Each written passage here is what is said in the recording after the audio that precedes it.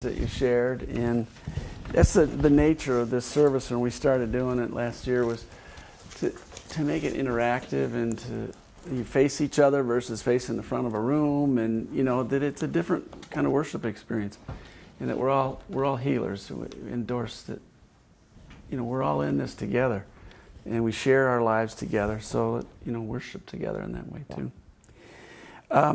The theme we picked for this month of April, I have no idea why we picked it, on light and shadow, especially starting tonight. And you know, what more can be said? I'm going to open what more can be said that hasn't already been bandied about in either media or social media about what's happening tomorrow, right? It's like, you know, everywhere you look, it's like that's the talk, especially out here in this zone they call the path of totality. It's got kind of a ominous or exciting, I don't know what it is. But you know, the other thing that's going on is an awful lot of apocalyptic thinking, which I call the Chicken Little phenomenon. You know, the sky is falling. It's like all these bad things are going to come about, or this, and you know, it's like, okay, well, yeah, right. That's been apocalyptic thinking happens anytime there's change. So folks, you know, default to things are going to be bad. We need to be afraid of things. And, you know, the bottom line is most of that stuff never happens anyway.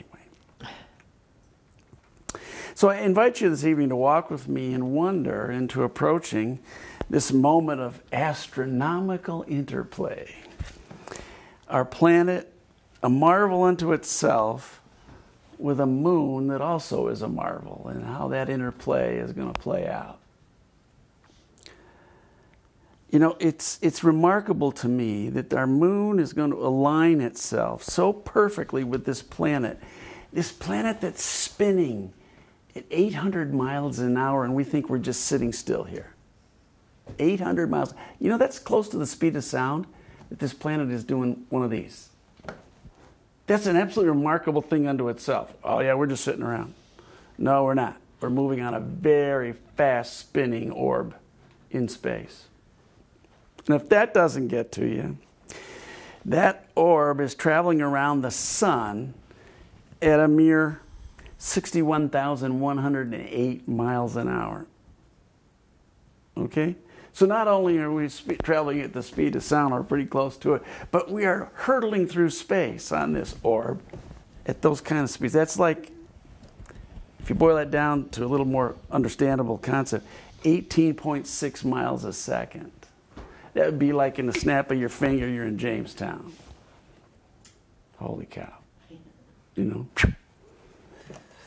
And then there's one more I'll give you of those. The sun, this wonderful sun, is moving in a galaxy at 559,234 miles an hour. That's, or equivalent to 155 miles a second. That's a snap of your fingers and you're in Cleveland. Okay? I mean, we think we're just sitting still here. We're just kind of along for the ride, right? And we marvel at this phenomenon that's taking place tomorrow as some really big deal. Well, it is in its own right. But there has to be an incredible set of alignments for what we're going to experience tomorrow to happen. Now, you can do fear with that, or you can do marvel with that. You can get to wonder.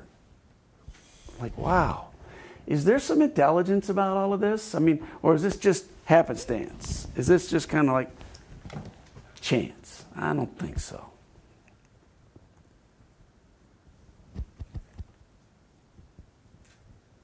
For many, though, this is a time of fear. We live in an era where media thrives on getting you afraid. If it's not the Weather Channel, it's the news, or it's some other awfulness, some bug that's going to bite you when you go for a walk in the woods, or you swim in a lake or a pond. You know, it's always the awfulness and awfulizing that sells, or as they used to say in Buffalo on the newscast, if it bleeds, it leads. Right? And so, you know, when you instill that into people for decades, it is kind of no wonder that when some new phenomenon comes along, that there isn't an immediate reaction, which is fear-based.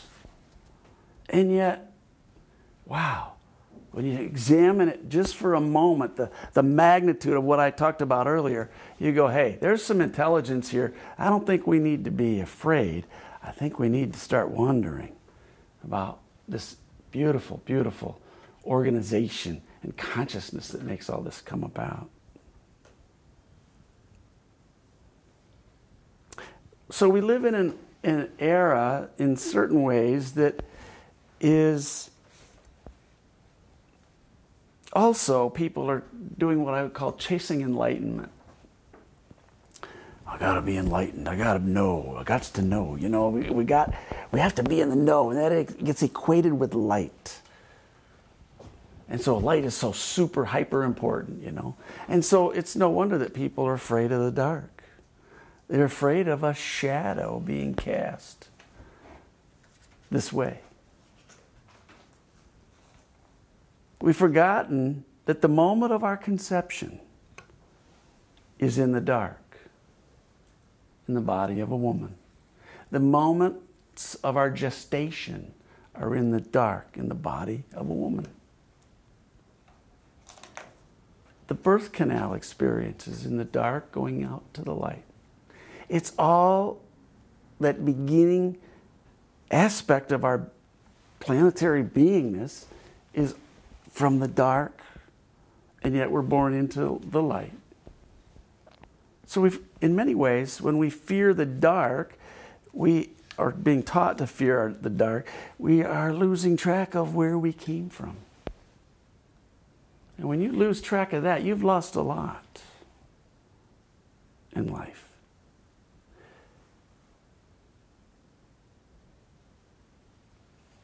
Another thing to contemplate here. Without darkness, we would not experience light. The great void of space is dark. There's no light there. We just assume it is because we got a sun that's taking care of business here. But when you're out beyond the beyonds, it's dark. It isn't light. And yet we live in a zone, in a planetary configuration where we count on light. Without light, how would you know darkness? Both sides of that coin are real. These two are interdependent in our perceptual apparatus, and yet we are so much more than our ability to perceive through our senses. Through teaching meditation, I have found so many people struggle to let go and settle into the interior silence, that unbounded state where you go into that space where your senses aren't active, where your thoughts aren't active, your body is there and you're just with it, and you're being versus doing. So many folks struggle with that in trying to develop a practice of meditation. You know, when you go into that space, it is dark. It's unbounded. It needs no light. It needs no dark. It just is. It simply is. When we settle, when we relax, however, into that silence, into that unboundedness, we find peace that passes any level of understanding. It's through the door of darkness that we can come to know the oneness of creation. It's not through light. I think the whole concept of chasing enlightenment is backwards. I think it's endarkenment gets us to the oneness. Not the other way around. Did he just say that? Yeah, he did. This is a great paradox, and I think it's also the greatest of mysteries. And that's why I think so few people really embrace going into that stillness, that silence that has been spoken of in terms of the experiences of the mystics in any religious tradition, any spiritual walk for eons. I want to speak a little bit this evening too on this concept of alignment. I mean, when you think about that moon traveling that path where it actually casts a shadow on this planet in a track where everything's moving through space. It's momentary, but I marvel at it, how that shadow tracks. And yeah, we all get to see the stuff on the news about how this track goes through, you know, it's coming up through. And that's just our time at the trough. You know, eclipses happen quite often. But it's rare that you're in the moment that we're going to go through in the next 24 hours. But I marvel at this concept, this alignment, how everything is just coming together, so that shadow cast, and we go from light to dark for a few minutes, and then boom, it comes right back again. Yeah, I hope you marvel at it too. It's a remarkable phenomenon. People are coming from all over to experience it. But I think the moon has got a lesson for us here, and that is about alignment. You know, we all come here and have a purpose to fulfill in life. We do. You know, there's things that we're here to accomplish. And sometimes we get distracted and we get off course and we get caught up in stuff. But the moon's got a lesson for us in this wonderful moment of shadow casting.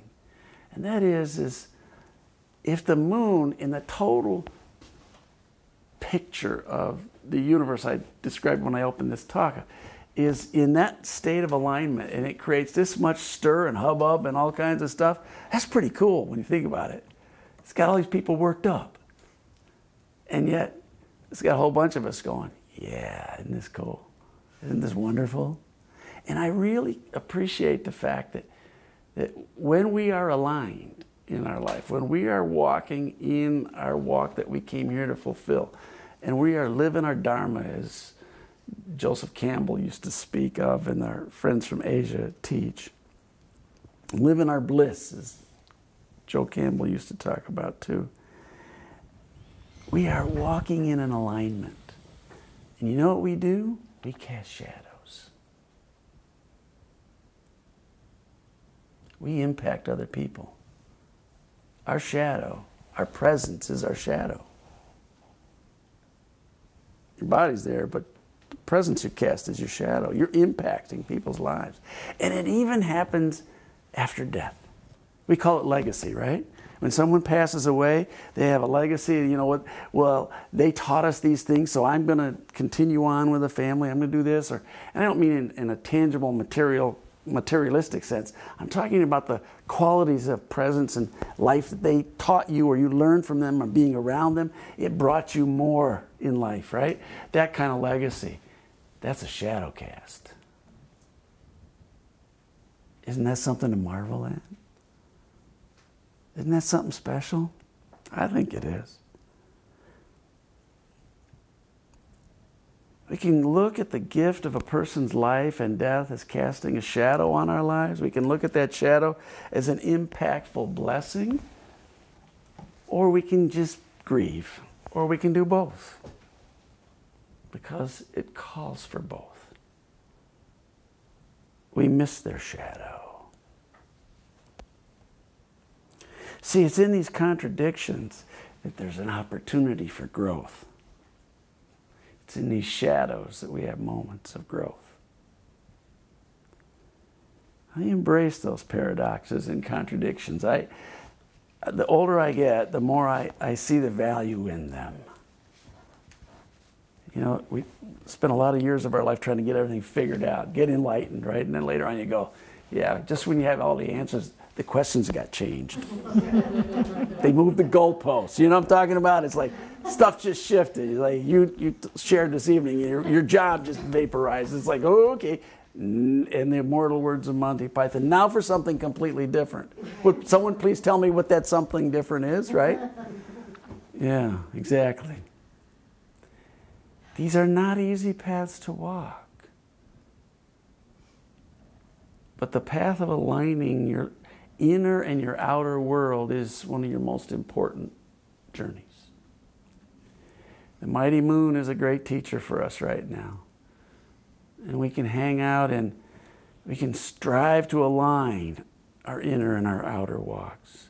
We can focus on the marvel and the mystery and embrace the grace in this moment and the magnitude of the order in this universe that brings about what we're going to experience tomorrow together. Or as Abraham Heschel, one of my favorite Hebrew prophets and teachers of the last century, used to say, he says, our goal in life is to live in radical amazement. Not just amazement, but radical amazement. And that's what I invite you to tomorrow, as we're going through all of this experience together. Whether it's a cloudy day or a sunny day, it's still going to get dark. All that stuff is just talk, squawk. But be amazed. Be amazed at the miracle that this day is, every day is, and what that brings to us in the form of light and in the darkness of shadow. God bless you. Have a lovely rest of your weekend and a wonderful week. And let's just do amazement tomorrow, huh? Forget the fear stuff. Enough people running around doing that, doing a Chicken Little thing. Let's do amazement together. Thank you. Thank you. Thank you.